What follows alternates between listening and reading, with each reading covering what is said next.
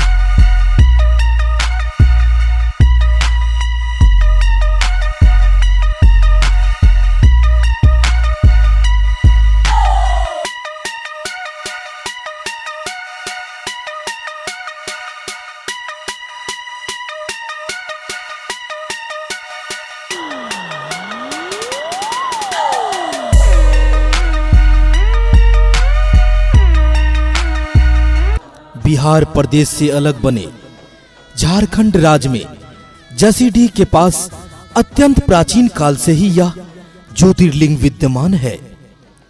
शिव पुराण के अनुसार बैद्यनाथ के बारे में प्रसंग आया है कि एक बार लंकापति रावण ने महादेव शिव जी को प्रसन्न करने के लिए कैलाश पर्वत पर जाकर घोर तपस्या की।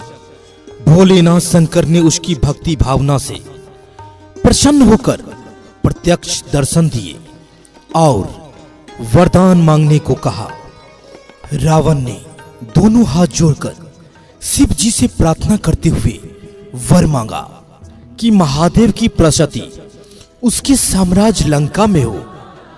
शिव जी ने उसकी प्रार्थना स्वीकार करते हुए यह शर्त रखा कि उनकी प्रसति के रूप में यह ज्योतिर्लिंग उनके प्रतीत को रावण लंका लेकर जाए, किंतु मार्ग में उसे कहीं भूमि पर न रखे। प्रसन्न होकर रावण ज्योतिर्लिंग को लेकर लंका की ओर आकाश मार्ग से चल पड़ा, किंतु देवतागण नहीं चाहते थे कि महादेव शिव शंकर का प्रतीक दानवों का राज लंका में पहुंचे। फलस्वरूप देवों ने योग विद्या से रावण के उदर में वेदना का संचार कर दिया और रावण को विवश होकर लघु शंका के लिए धरती पर उतरना पड़ा। तभी ग्वाले के रूप में विष्णु जी को रावण ज्योतिर्लिंग थमाकर लघु शंका से निपटने के लिए चला गया, परंतु वह ग्वाला ज्योतिर्लिंग के भार को अधिक देर तक नहीं संभाल सका और उसने उसी भूमि पर रख दिया। वापस आने पर महाबलशाली रावण ने शिवलिंग को उठाने का कई प्रयत्न किया, परंतु वह विफल हो गया। काफी गहराई तक शिवलिंग धरती में स्थापित हो चुका था। निराश होकर रावण ने शिवलिंग को अंगूठे में दबाकर निराश होकर लंका वापस लौट आया। लोक कथाओं के अनुसार यह भी कहा जाता है कि एक भील नित प्रति उस शिवलिंग पर बेलपत्र चढ़ाता था। भोले शंकर उससे भी प्रसन्न हुए और तभी से यह बैद्यनाथ धाम उसके नाम पर बैजनाथ धाम से विख्यात हो गया। बैद्यनाथ धाम देवघर को मनोकामना पूर्ण करने के साथ ही शक्ति पीठ भी कहा जाता है। इस स्थल से करीब 105 किलोमीटर की दूरी पर सुल्तानगंज में उत्तर प्रवाहिनी गंगा की धारा है। वहां से जल लाकर बाबा को चढ़ाने से मन वांछित फल मिलता है। कर्पूर गौरम करुणावतारम संसार सारम भुजगेन्द्रहारम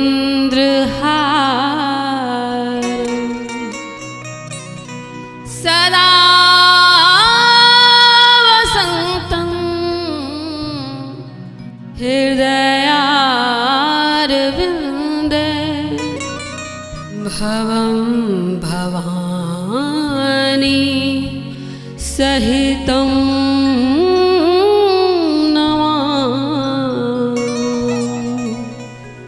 भवं भवानी सहितं नमामि।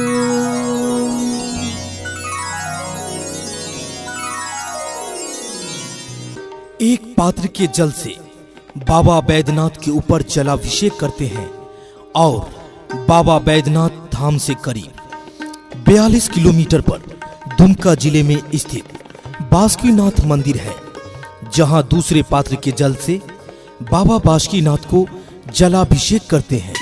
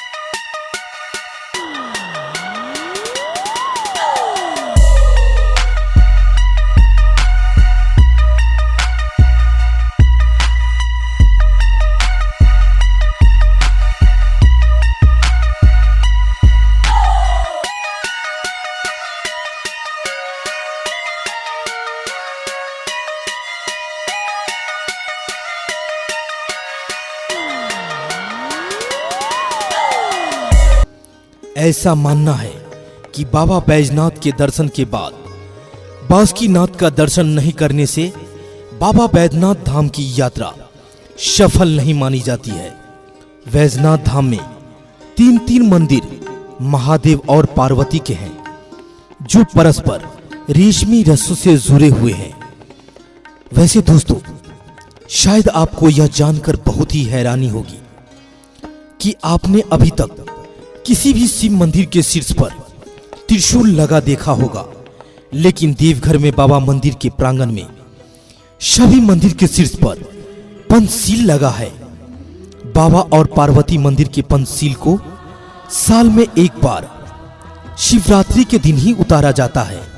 इसके दर्शन और स्पर्श के लिए भक्तों में होड़ मच जाती है। भक्तों का मानना है कि पंचशील के दर्शन से शिव और माता पार्वती की हमेशा कृपा बनी रहती है। देवघर में सालों भर भक्तों का तांता लगा ही रहता है, परंतु सावन के महीने में करीब लाखों की संख्या से ऊपर भक्त बाबा को जलाभिषेक करते हैं। 105 किलोमीटर की दूरी तय करना और घंटों लाइन में खड़े रहकर बाबा का दर्शन करना कोई साधारण बात नहीं है, परंतु शिव के प्रति असीम श्रद्धा होने के कारण ये संभव है। तो दोस्तों, इसी के साथ हम आपसे विदा लेते हैं। जय भोलेनाथ, जय शिव शंकर।